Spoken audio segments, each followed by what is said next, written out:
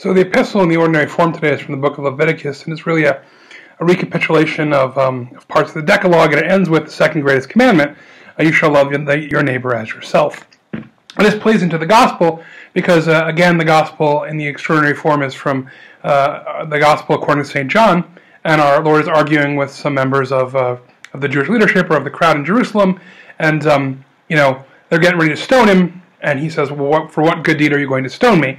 So I'm doing good deeds. Why would you want to kill me for this? And they go, well, we're not going to stone you for the good deeds. We're going to stone you for the blasphemy because you've made yourself equal to God. And then he quotes Psalm 82, and he says, but is it not written in your law, you are God's sons of the Most High, right? This part from the Psalms. And he goes, if those to whom the Scriptures are given are called sons of God, and the Scriptures cannot be broken, how can you want to stone me for blasphemy by saying, I am the Son of God?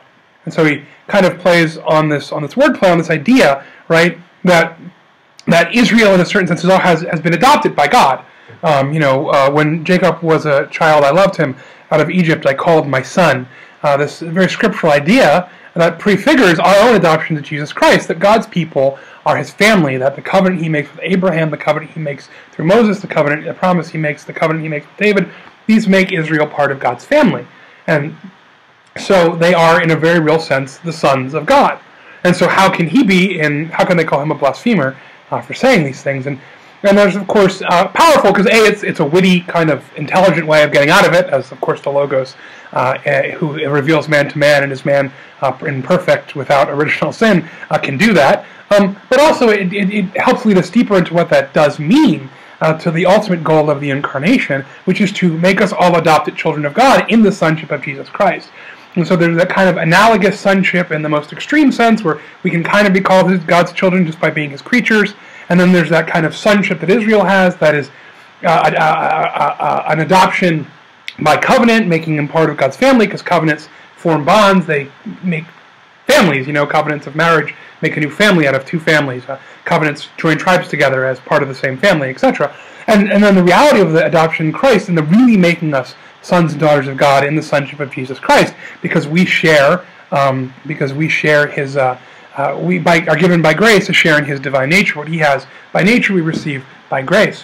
And this is interesting and important, because then it reflects back on, we can reflect back into that on what Leviticus is talking about, the need to love our neighbor as ourselves, right? That we are called to, as it says, we are called to love our neighbor because they're part of the same family. And this is especially true now, right? When the fullness of revelation in God's desire to draw all to himself, and to make all people his adopted children in Jesus Christ, then every person we meet is at least potentially our brother and sister, through baptism. Even if not yet, our goal is to, in some way, show them the love of Christ so that they may one day be that, right?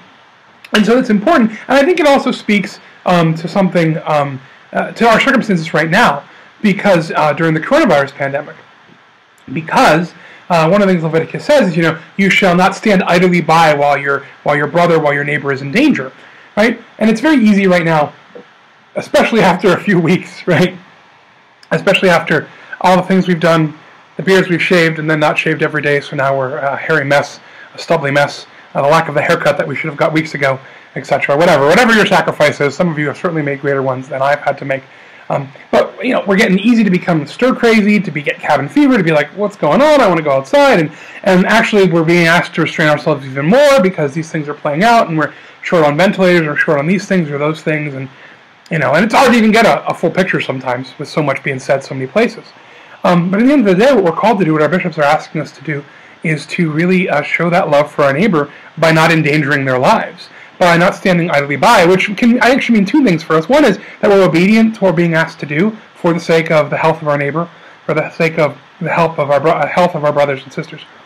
But also that we should then be entering in deeper into prayer, prayer against the pandemic, prayer for the world, prayer for those who are sick, so that we're not standing idly by while they're sick, but we're asking God's grace and God's mercy and God's healing upon them.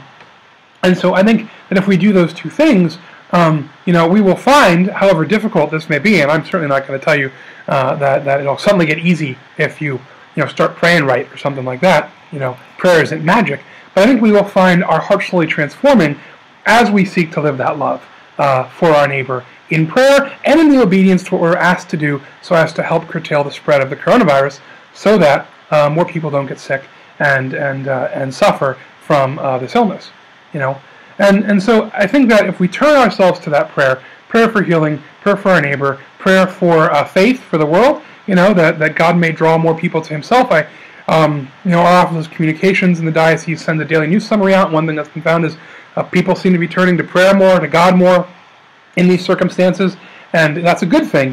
God is using this to draw people to himself, and that's a good thing. And so our prayer should be, A, that the Lord may spare his people, that he may take this pandemic from us, B, that those who are sick may find healing, and C, that all those who are affected, whether immediately or indirectly, might turn to God and ask for his help, to join us in praying for his mercy and to enter into a deeper relationship with him. And I think if we do that, right, then we will be living that sonship we are called to live, that we who have been called to be, sons of God, the adopted children of the Most High in our Lord Jesus Christ, in his sonship. If we do that, then we will be using this time well, and we will be helping the church find increase, and we will be showing the love that we are called to show, that our Lord showed through all the good deeds and the healings he worked. We will be showing in our prayer for our neighbor, for the world, and for the church. So let's join together in these last push through Passion Week into Holy Week into Easter, into the Easter season, in praying for that God might lift this scourge from us, from the world, so that during the Easter season we can once again worship together in spirit and truth around the altar of the Lord and receive our Lord Jesus Christ in the Holy Eucharist. As always, I'm remembering you all in my prayers and my masses. Please say an Ave for me if you get the chance. Stay safe out there, and always remember that God is in control.